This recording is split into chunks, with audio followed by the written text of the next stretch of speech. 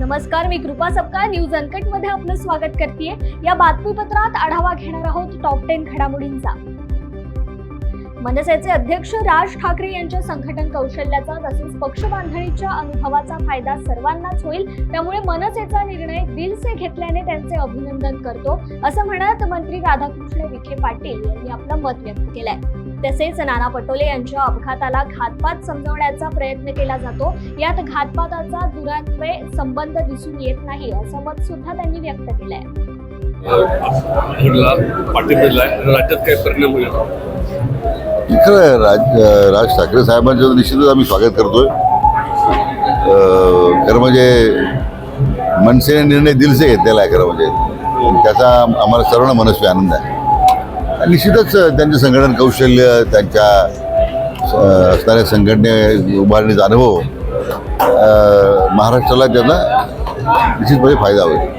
एकंदरीत नाना पटोले यांचा त्याला अपघात झालेला आहे। काँग्रेसने असं केलं, हा घातपाती शक्यता आहे असा आरोप काँग्रेसने केला होता।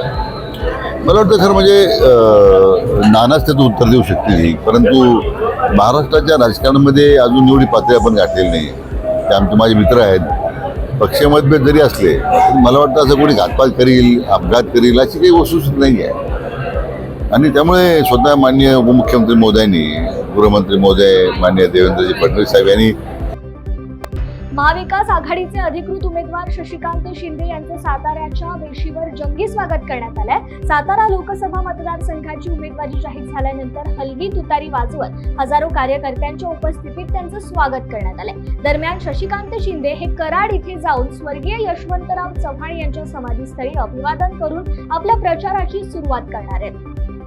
जालना लोकसभा मतदारसंघात पुन्हा रावसाहेब दानवे आणि काँग्रेसचे डॉक्टर कल्याण काळेंमध्ये सामना रंगणार आहे। महाविकास आघाडीने जालना लोकसभा मतदारसंघ हा काँग्रेसला सोडला असून आघाडीकडून उमेदवाराची घोषणा मात्र झाली नव्हती, त्यामुळे भाजपच्या रावसाहेब दानवे यांच्या विरुद्ध काँग्रेसचे डॉक्टर कल्याण काळे त्यांच्यातच लढत होण्याची शक्यता निर्माण झाली होती। काल या निर्णयावर शिक्कामोर्तब होऊन काळे यांची उमेदवारी घोषित करण्यात आली आहे। राष्ट्रवादी काँग्रेस पक्षाचे प्रदेशाध्यक्ष सुनील तटकरे यांच्या रायगडमधील प्रचार सभेचा दुसरा दिवस महाड येथे पार पडला। यावेळी त्यांनी बोलताना अनेक गोष्टींवर प्रतिक्रिया दिली। राज ठाकरे यांच्या निर्णयाचा मला रायगडमध्ये मोठा फायदा होणार आहे, मतदानात देखील वाढ होईल, असं ते यावेळी म्हणाले। दरम्यान नाराज असलेल्या मुस्लिम समाजावर देखील भाष्य करत गतिमान सरकार हे अल्पसंख्याक समाजातील नागरिकांसाठी काय काम करतंय याचं उदाहरण देत त्यांनी यावर भाष्य केलंय। यावेळी आमदार भरत गोगावले, युवासेना जिल्हा प्रमुख विकास गोगावले देखील उपस्थित होते।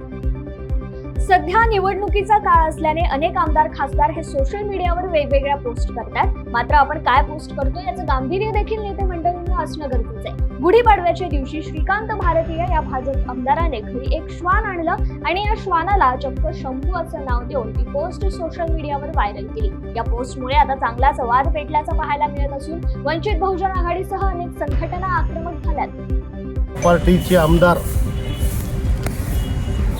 श्रीकांत भारतीय यांनी जी फेसबुकला पोस्ट टाकलेली आहे, त्या पोस्टमध्ये एक कुत्र्याचं पिल्लू आलेलं आहे आणि काल माझ्या घरी पाडव्याच्या शुभ पाडव्याच्या मुहूर्तावर शंभू आला म्हणून अशा पद्धतीने पोस्ट केली। वास्तविक पता त्यांची जी मानसिकता आहे ही धर्मांध आणि जातीय मानसिकता आहे।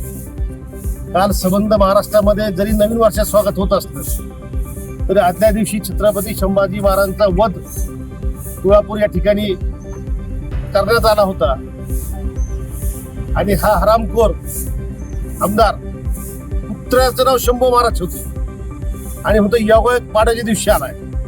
या आमदारावर तात्काळ कारवाई करावी अशा प्रकारची मागणी आणि लेखी तक्रार आज आम्ही माजलगाव पोलीस स्टेशनला दिलेली आहे। संबंधित बीडचे पोलीस अधीक्षक नंदकुमार ठाकूर साहेब, पी.आय. राठोड साहेब यांच्यासोबत आमचं आता बोलणं झालेलं आहे आणि ते थोड्याच वेळामध्ये आम्ही गुन्हा दाखल करून घेतोय अशा प्रकारचा शब्द त्यांनी आम्हाला दिलेला आहे। या हरामखोर मानसिकतेचा मी वंचित बहुजन आघाडीच्या वतीनं आणि या ठिकाणी मी जाहीर निषेध करतो आणि अशा कुत्र्याला त्याची जी मानसिकता दिसून येते आहे ती आता बहुजन समाजाला लक्षात घेतली पाहिजे। छत्रपती संभाजी महाराजांना शंभूचं नाव ते कुत्र्याला त्या ठिकाणी देत आहेत, म्हणजे त्यांची किती नीच मानसिकता आहे भारतीय जनता पार्टीवाल्याची, या बहुजन समाजाला लक्षात घेतली पाहिजे।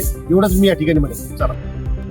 मुस्लिम धर्मियांचा वर्षभरातील सर्वात मोठा सण म्हणजेच रमजान ईद. आज सिल्लोड शहरासह तालुक्यामध्ये मोठ्या उत्साहामध्ये रमजान ईद साजरी करण्यात येत असून या निमित्ताने सिल्लोड शहरातील ईदगाह मैदानावर मुस्लिम धर्मियांच्या वतीने विशेष नमाज प्रार्थना पठण करण्यात आली. यावेळी धर्मगुरूंनी इस्लाम धर्मातील पवित्र रमजान ईद संदर्भात प्रवचन देत ईदचं महत्त्व विशद केलंय. यावेळी हजारो मुस्लिम धर्मीय नागरिकांची उपस्थिती होती.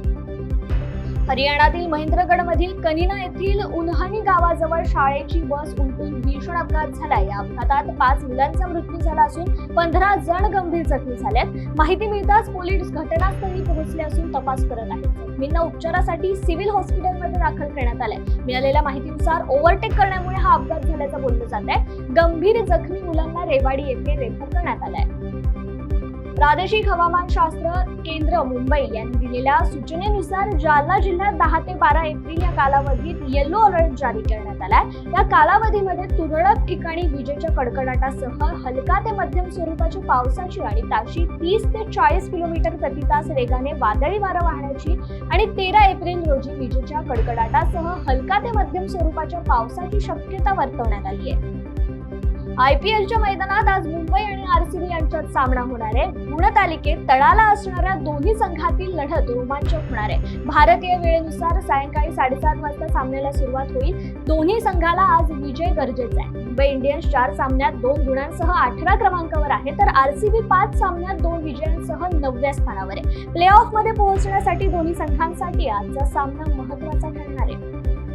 बहुचर्चित आणि बहुप्रतीक्षित जोकर पोली ड्यूक्स म्हणजेच जोकर 2 चित्रपट लवकरच प्रदर्शित होणार असून या चित्रपटाचा हिंदी भाषेतील ट्रेलरही भेटीला आलाय. जोकर या चित्रपटाचे चाहते जगभरात आहेत, त्यामुळे चित्रपटाचा पुढचा भाग कधी येणार याकडे प्रेक्षकांचं लक्ष असतानाच आता ट्रेलर प्रदर्शित झालाय. जोकर हा 2019 मध्ये प्रदर्शित झाला होता. त्यानंतर तब्बल 5 वर्षांनी जोकर चित्रपटाचा सिक्वेल येणार असून यात जोक्विन फिनिक्स पुन्हा एकदा आपल्या अभिनयाची भुरळ चाहत्यांवर पाडण्यासाठी सज्ज झालाय. वेळ झाली आहे या बातमीसह टॉप 10 मध्ये इथेच थांबायची. तोपर्यंत पाहत रहा न्यूज अनकट. धन्यवाद.